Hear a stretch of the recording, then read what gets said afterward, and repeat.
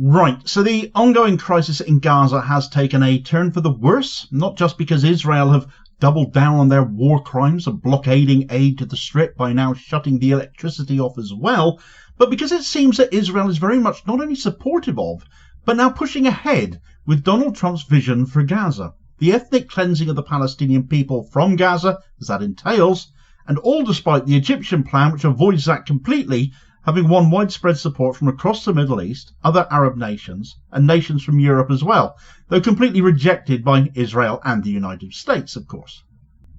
In order to facilitate the Trump plan for Gaza, though, Israel has taken steps to institutionalise the planned ethnic cleansing of Gaza by setting up a migration administration to facilitate the removal of Gazans from their homeland. A de facto Department for Ethnic Cleansing now exists as part of Netanyahu's administration. Therefore, and one guy in that government cannot stop cheering about this. טוב, ברשות יושבי הראש הנכבדים, זה מדהים. צריך לקחת בשתי ידיים את התוכנית הזאת. אני אומר לכם באחריות, אנחנו שם מקימים מנהלת הגירה גדולה, וזה הפך למשהו שהיום הוא בקונצנזוס, ולכולם ברור שלשם הולכים. הערה קצרה. לפני 40 שנה הגעתי לכאן עם השר מרדכי בן פורת. אני אומר לכם, אנחנו שם. זו תוכנית שקורמת עור וגידים. יש פעולה עכשיו מול הממשל, אני באופן טבעי לא יכול להיכנס לפרטים, לאתר את המדינות, לאתר את האינטרסים של המדינות עם ארצות הברית, איתנו, לייצר את אותו שיתוף פעולה. יש הערכות להקמת מנהלת הגירה גדולה מאוד במשרד הביטחון, כי בסוף זה מבצע לוגיסטי ענק, רק כדי לדבר את האוזן. אם נוציא 10,000 איש ביום, 7 ימים בשבוע, זה לוקח חצי שנה. אם נוציא 5,000 ביום, זה לוקח שנה. שוב, זה כמובן אחרי שיש מדינות, אבל אלה תהליכים מאוד מאוד ארוכים. אני חושב שכולנו מבינים שזה לא עוד אירוע. זה פוטנציאל לשינוי היסטורי של המזרח התיכון ושל מדינת ישראל. אני אמרתי לאנשים של הנשיא בשבוע שעבר, ואני אומר את זה לראש הממשלה כל הזמן, יש לנו הזדמנות להביא לסוף הסכסוך. Right, so that was of course Bezalel Smotrich there, Israel's far-right finance minister, one of the most vocal proponents of Donald Trump's approach to Gaza, emphasizing how much he is in love with this idea of ethnic cleansing the Gaza Strip and Trump's plan, and making clear plans are taking shape in order to deliver upon it. He has claimed that Israel is actively working to make it a reality now, and all despite the Egyptian plan for Gaza having a great deal more support globally. Smotrich's comments are alarming not only for their blatant disregard for international law, but also for their explicit endorsement of ethnic cleansing.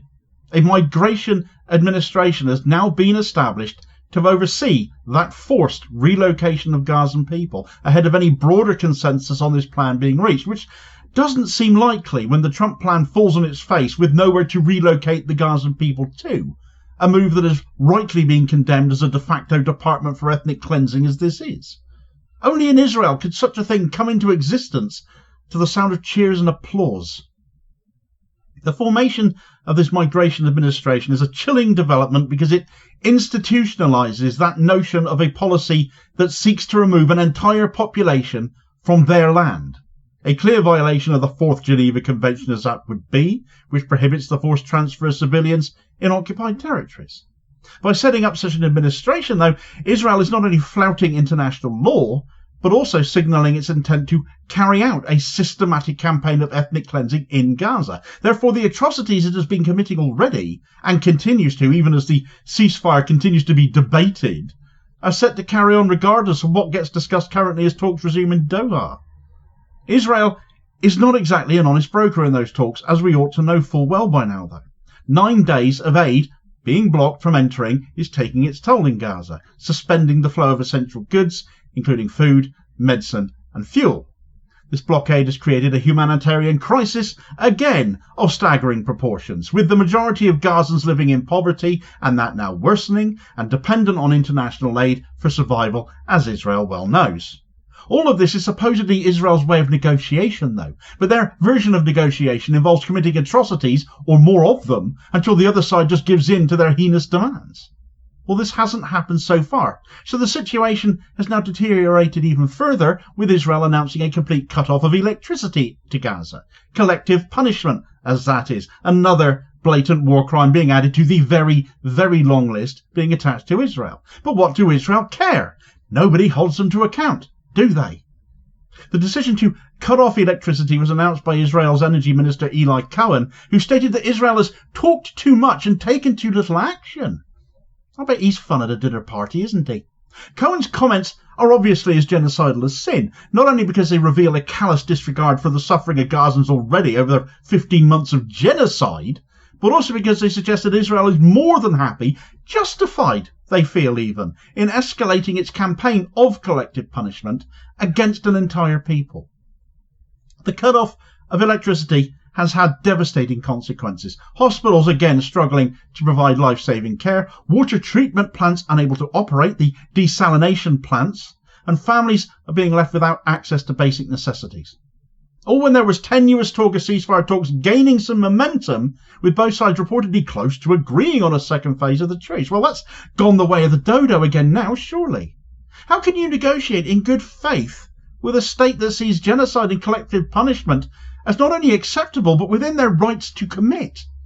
It also underscores the extent to which Israel is willing to use humanitarian suffering as a tool of political leverage. Again, an utterly condemnable notion and blatant violation of international law. For decades, Israel has pursued a policy of colonization and annexation of Palestinian land and its people, systematically displacing Palestinians from their land and denying them their basic rights. This is just a continuation of that. This is normal to them.